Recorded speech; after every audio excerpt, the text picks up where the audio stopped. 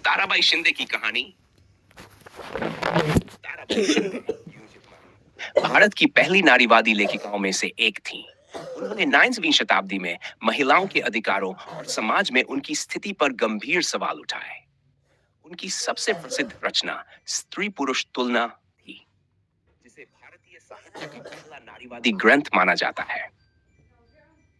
जीवन परिचय। ताराबाई शिंदे का जन्म एंटवोत्सव पवजियन में महाराष्ट्र के भंडारा जिले में हुआ था। वे एक संपन्न परिवार से थी और मराठी, अंग्रेजी तथा संस्कृत में शिक्षित थी। उस समय समाज में महिलाओं की शिक्षा को अधिक महत्व नहीं दिया जाता था, लेकिन उनके पिता, जो ब्रिटिश शासन में सरकारी कर्मचारी थे, ने उन्हें पढ़ने लिखने की स्वतंत्रता दी। स्त्री पुरुष तुलना और सामाजिक सुधार। इस पुस्तक में ताराबाई ने महिलाओं के प्रति समाज के दोहरे मानदंडों की आलोचना की।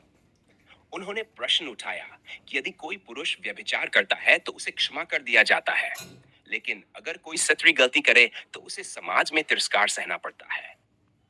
उन्होंने धार्मिक ग्रंथों और समाज की परंपराओं पर सवाल उठाए और महिलाओं की शिक्षा और स्वतंत्रता की वकालत की।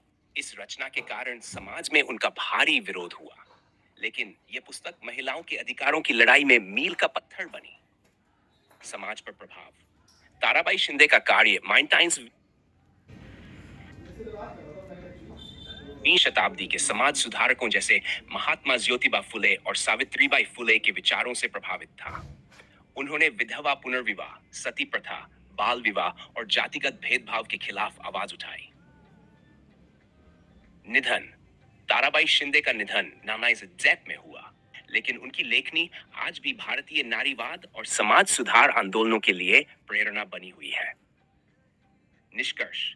ताराबाई शिंदे ने एक ऐसे दौर में महिलाओं के अधिकारों की वकालत की जब उनके लिए बोलना भी मुश्किल था।